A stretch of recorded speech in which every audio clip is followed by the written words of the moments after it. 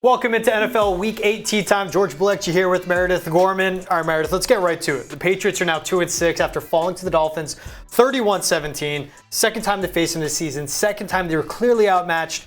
What to you was it that it boiled down to for the Pats to, as they were starting to look good, fall back to they're a bad team? Yeah, I mean, I think that we saw even the game last week, the Patriots offense had picked up momentum. I just think this is a situation where the Patriots were overmatched. I think the Dolphins, obviously having Jalen Ramsey back, their defense put on a great performance. It just came down to the Dolphins being a better team. I agree. I mean, we saw the Pats come into it. There was a momentum. We saw the pre-snap motions carry over. Demario Douglas looking good. But it was just simply roster construction is what eventually rose to the top. The Patriots coming into this game did not allow a single opposing player to go over 100 receiving yards. All right, well, Tyreek Hill, 8 catches, 112, 1 touchdown. Jalen Waddle, 7 catches, 121, 1 touchdown. We saw them both break out. We saw lapses in coverage, blown coverages as well. Everything going wrong that could. And when it came down to it, the offense just looked bad again. 1 for 9 on third down. They had 121 total yards until that fourth quarter touchdown drive. Just not looking good by any measures. Now this is a team 2-6. Things getting worse. Kendrick Bourne now went down with the torn ACL. We found out today. That's right. Terrible news for the Patriots. Their top receiving target pretty much is out for at least 6 to 8 months while he recovers. That's the typical ACL recovery. I know that the Patriots were initially, I guess you would say, optimistic that the knee injury was just his MCL, and then an MRI showed that it was his ACL as well, which of course is worst case scenario. That requires surgery. This is a contract year for Kendrick Bourne. So with this injury, I think it's safe to say you can expect Demario Pop Douglas to get more attention. He was doubled against the Dolphins for the first time in his NFL career. But I think he'll have to fill a bigger role with Bourne out. Yeah, have fun with that. I mean, Demario Douglas is good, but that's a 6th rounder out of Liberty. And he's shown that he can make separation. He has strong hands, can make plays after the catch. But at the end of the day, he was a 6th round pick for a reason. If that's your number one option, you're in trouble. Devontae Parker left the game with a head injury. So if you look at the receivers right now, it's Demario Douglas, Jalen Reagor, who has bounced around the league, practice squad to practice squad until finding some footing with the Patriots, Juju Smith-Schuster, who didn't see a snap until the fourth quarter. Oh, he caught a touchdown.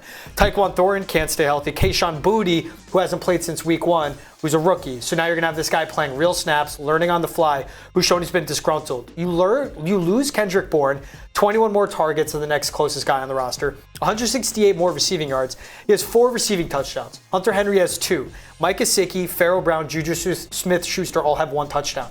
You have nothing in your receiving corps. And again, comes down to this is the product of how you draft, what you do in free agency. You let Jacoby Myers leave, you bring in Juju Smith-Schuster. You don't go after DeAndre Hopkins. You pick Tyquan Thornton over George Pickens in the draft. Literally picks ahead.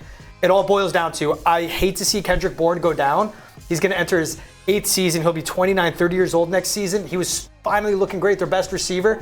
The Patriots offense is again without a paddle trying to go upriver. And you have to feel for Kendrick Bourne after, his lack of opportunities last year with the Patriots. He stuck it out. He's finally seeing a lot of opportunities this year, and he's making the most. He was making the most of his opportunities. And then seeing him go down again a contract year, he's the leader of that receiving group. It's hard to see. But now with the Patriots having the trade deadline Tuesday on Halloween at 4 p.m., you have to wonder, are they going to just sell? Are they really going to look to rebuild and focus on next year by now? Or are they going to just try and deal with the roster that they currently have? And I think they're going to sell. I agree. I say you sell too. I don't care who's going to be the GM, the head of personnel next season. I don't think it should be Bill Belichick. I don't think it should be Matt Corral. I think it should be someone else completely from the outside that comes in with more modern approach to how you draft, how you do free agency.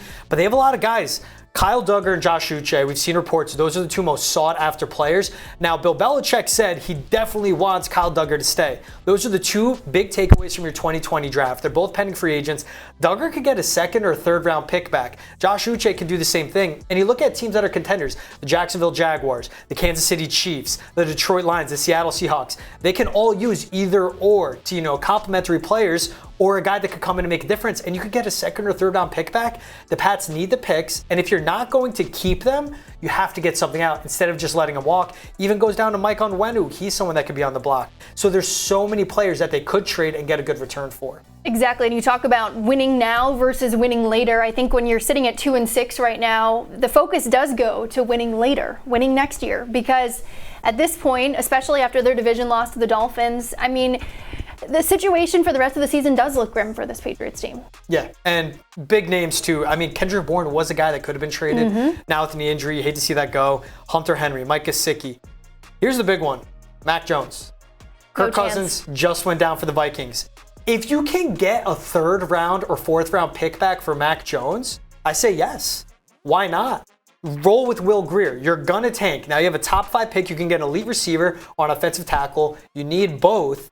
But also, I don't see the Vikings being buyers. I think they're in the best spot possible. They lose their quarterback. They have Justin Jefferson, who's out indefinitely. You tank as well. They need an elite corner. They need an elite edge player. They could trade him and Danielle Hunter. Then all of a sudden, they have a top 5 pick. They have a better spot to build around. But Mac Jones, the one thing with him, he can be a system quarterback. Like if he was in Miami, I would love to see him in that spot. I think he would flourish. I think he'd be one of a top 15, top 10 passer in the league. He just needs everything around him to be perfect and do well to rise him up. He's not going to overcome a poor situation.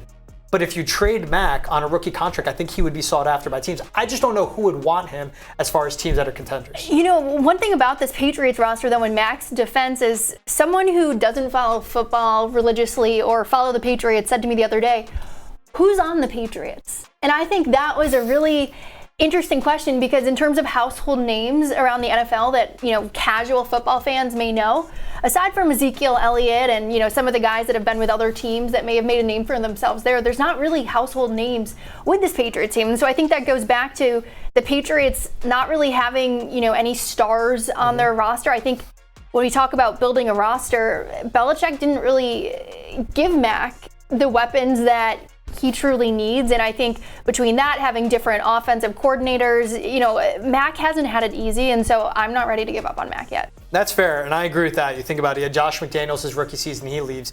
You bring in Matt Patricia, who's never coached the offensive side before, and you see why this roster is behind, because he went out and he made choices personnel-wise. So it's not like he's just gone, okay, we'll get back. You're still 2-3 years behind because of what he did.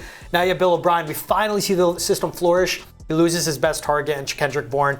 I agree with you. I'm not done on Mac, but at the same time, you know what? If you trade him away, you get another rookie. You get more picks. You get a top 5 pick in the first. Use the later picks to trade up and get a Michael Penix or a Bo Nix or a Shador Sanders if he comes out late first, early second round. Then you're in a better spot. You hit the reset button and you have a rookie quarterback contract to work with again. And listen, in the NFL, your years are so finite. You have to feel for Mac a bit. I'm sure there's some internal frustration that he's feeling because these are the formative years of his NFL career. This is where he was supposed to be, you know, learning and growing and, you know, developing. And I do feel in a lot of ways his development has been stagnant. Yeah, I agree. I mean, he lost 2 years. He lost 1 year, but that put him back more years than that. All right, enough serious stuff. Let's get to the spooky. Meredith, we're taking a look at some of the costumes around the NFL. This one, I want you to guess who it is first.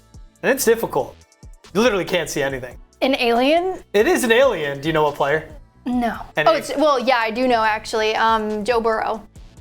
She might have seen the tweet in the production. But you would have never guessed that that's Joe Burrow, honestly. These are the costumes that creep me out the most, where it's like you don't know who it is, and they may not say anything. I'll just go up like, you got to tell me who you are right now. Yeah, George is not a fan of masks. Also, yeah, I'm not. Also, shout out the bus driver in the background. I got to highlight that guy. That man, festive with the tie and the hat. I love it. All right, we'll go to the next costume on this one. You see who it is. The build alone will tell you. Myles Garrett dressed as the guy from the villain from Jeepers Creepers, I don't know. But that's terrifying in its own because A, Myles Garrett is built like an absolute action figure, 7'5", 400 pounds, 2% body fat, and is the destroyer of all quarterbacks. With a mask like that, that's absolutely terrifying. It is terrifying. And you're right. I mean, built like that. If you've seen him in person, this guy is absolutely huge. I like that one. And then last but not least, the Jets D-line coming in as the, I don't want to butcher it, I wrote it down, the Akatsuki, a villain group from Naruto. That's Will McDonald, Jermaine Johnson, and Bryce Huff. Shout out Huff and Johnson combined for 3 sacks. So that's basically the Terror in the animated series, and they brought the Terror on Sunday. I'm all in for a group costume. I love that, the coordination and stuff, the creativity. I really like that. I mean, listen, there were so many good costumes around the league. My number one question that I said to you, George, this morning was, some of these guys painted their faces if they didn't opt for the mask, and I'm like, okay, you know how annoying that is to wipe off face paint and clean your face before going out and playing? Because if you leave any of that on your face, it's going to drip into your eyes when you sweat and just be like the most uncomfortable thing ever. Yeah, and that's also their teammate Quincy Williams rolled up as the Joker with the face paint, and that was the first thing that crossed my mind too. You got to get into the locker room, take that off, then get ready for a game. I'm good on it. Anything for the pick though, the fit pick. All right, anything for the pick. What are you gonna be for Halloween this year? I'm not dressing up this year, George. I know. What are you being? It's in work right now, but I'm gonna be Vinny from my cousin Vinny. My girlfriend will be Mona Lisa Vita. She has a big curly hair, so we're gonna make it work. All right, love it. All right, so that was NFL Tea Time. A lot to break down, as we saw for George Balekji and Meredith Gorman. We'll be back next week, same time, same place. NESN.com, NESN 360, NESN YouTube. Thank you so much for tuning in.